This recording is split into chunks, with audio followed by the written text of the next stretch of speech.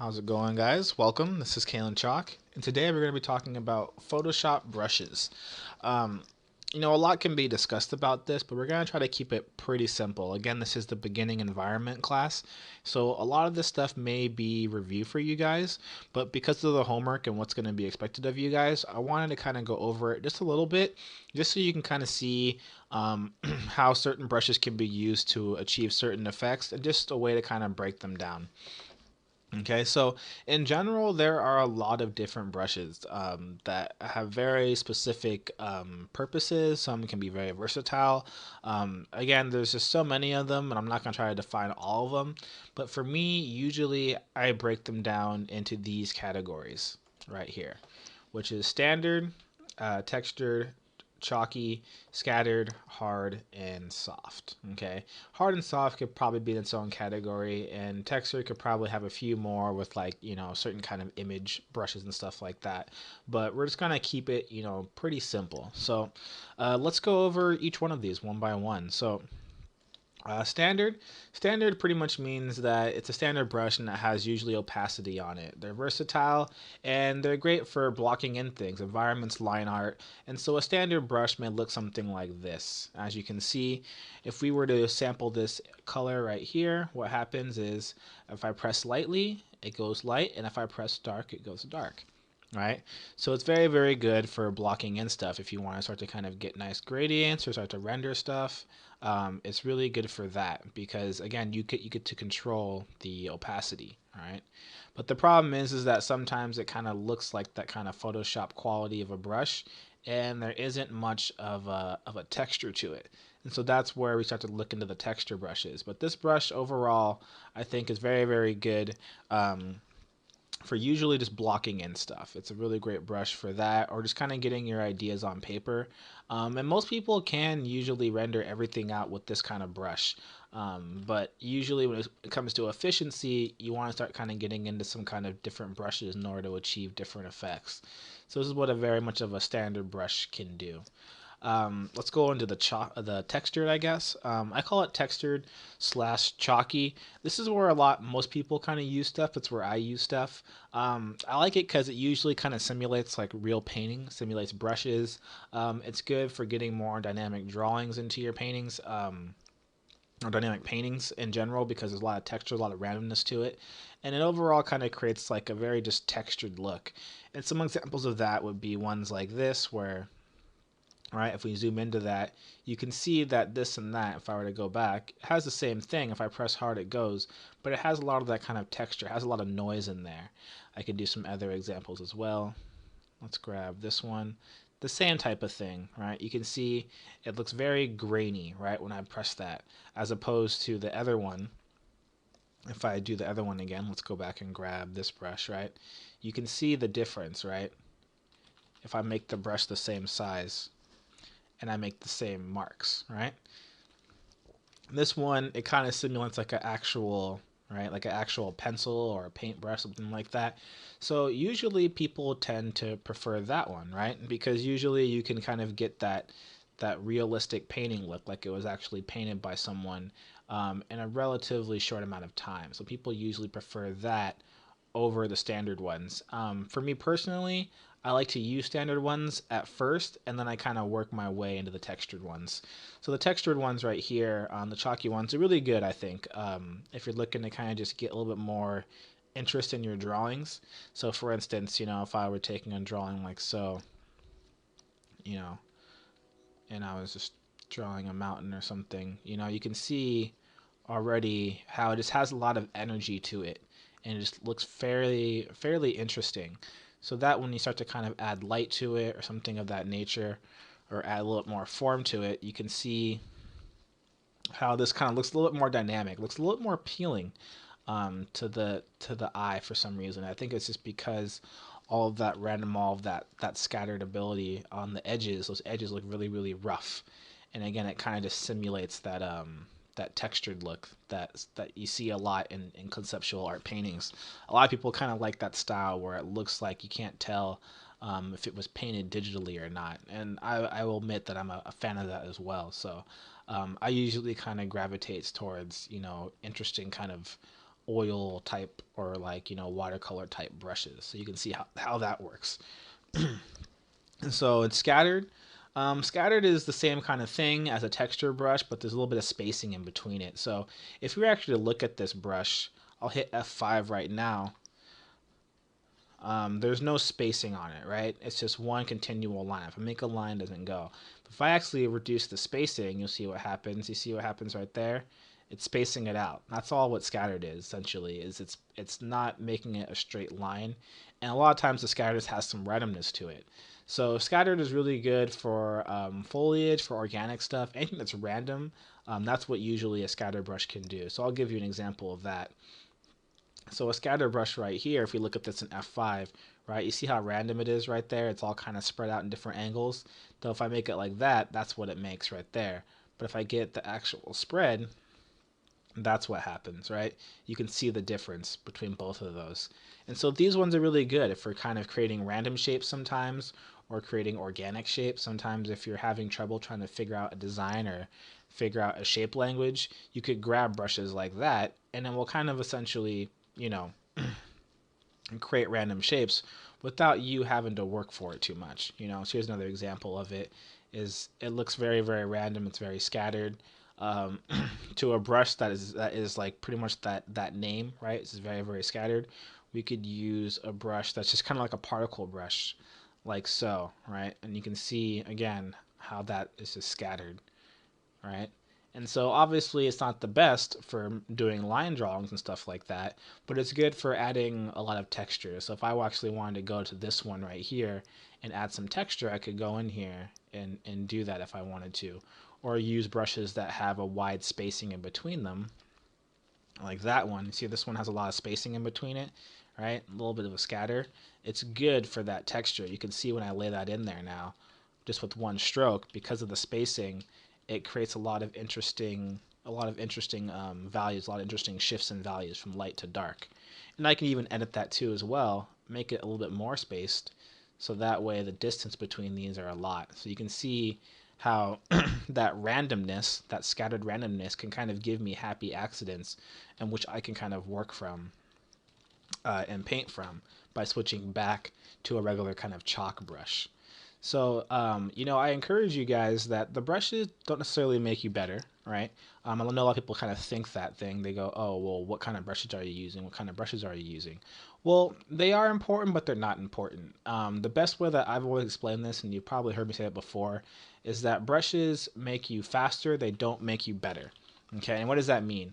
Well, in my opinion, right, if it takes you about, let's say, 2 hours to make a bad painting, right? So let's say you're just starting out and it takes you 3 hours to do a painting, right? But the painting's bad.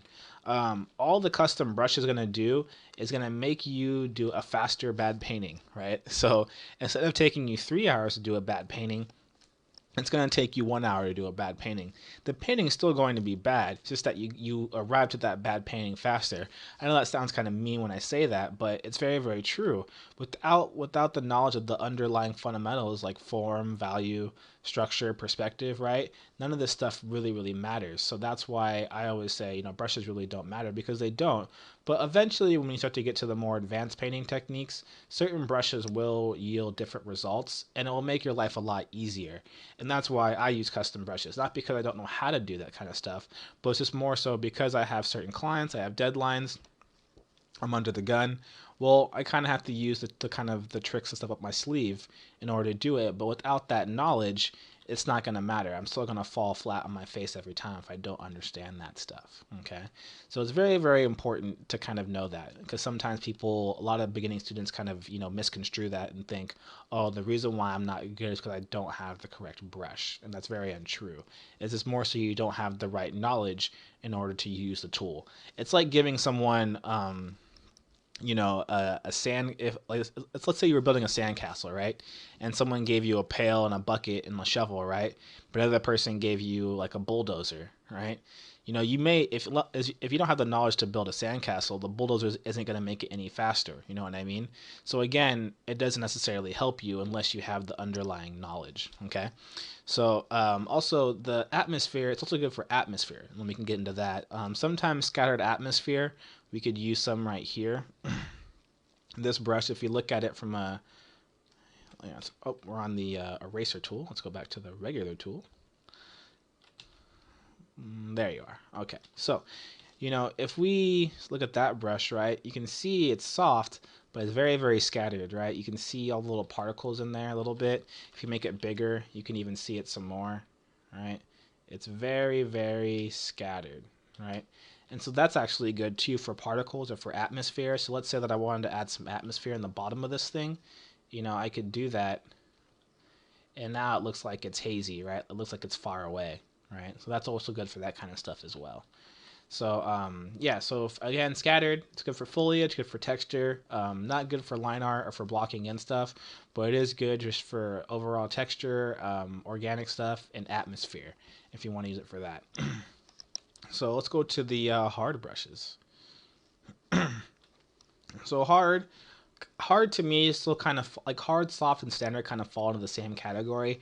I just kind of separate it because I don't know. I think sometimes using a hard brush by itself, it can be very effective, and a hard brush I think is really good for blocking in and making decisions.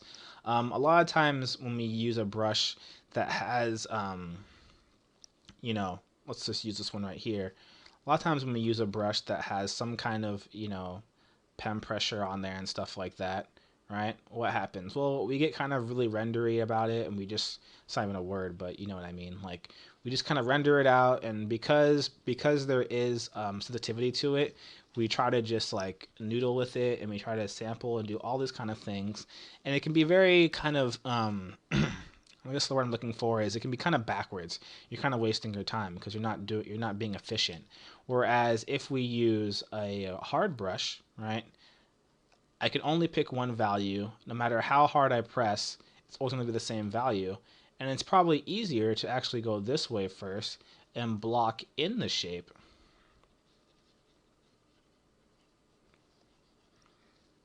So let me just block this in real quick. Let me use a regular eraser because I'm using the soft eraser. It's actually easier to block in a shape and then put values in a little bit, put in some basic values. All right. And then we can kind of paint it and, add some stuff to it, make it darker here and there, all that kind of stuff, as opposed to kind of just rendering. So I feel like the hard brush is really good because it forces you to make a decision and understand your decision, because you can't, because there's no like values with it, there's no gradients with it, because it's only one pressure setting. It makes you really have to make a clear decision. So the best way I can really describe this is I think that the standard brush kind of reminds me of like a pencil, right? Where you can kind of just paint and kind of just add layers of texture and volume. So let me just grab a brush like here, right? You can do that, and then you can easily start to kind of render things out because you can layer it. Whereas the hard brush is like a pen, a hard ballpoint pen. So there's no erasing, and you can't get any gradient, you can't get any line quality. So I feel like this one is really good for blocking in shapes. Okay. And then the soft brush is the same kind of thing, right? Let's get a basic soft brush, but I think it's good when you want to blur things out or kind of create depth. So here's a good example of that, right? So this is a soft brush, and you can see, right, if I put it right here, right, it's the same exact thing, right? But this one's a way more blurry, right? So that may not be the best thing to use when you're trying to add detail using a soft brush, because overall it's going to make things look a little bit just kind of blurry. It's going to be hard to see, especially if you want that to be your focal point. But it's also good for pushing things back. So let's say I wanted to add atmosphere, just like we did with the soft brush. And let me turn on the things. We have that as well. See right there. So it's good for gradients, right? Gradients and atmosphere. So the same thing. If I wanted to put some stuff on here, right? Let's check this out. Same thing. You can see how that kind of knocks it back, right? And it's really good for overall details. So if I want to come in here and put some gradient stuff like that, I could, and that's fine too. You just have to be very, very aware of what you're using it for.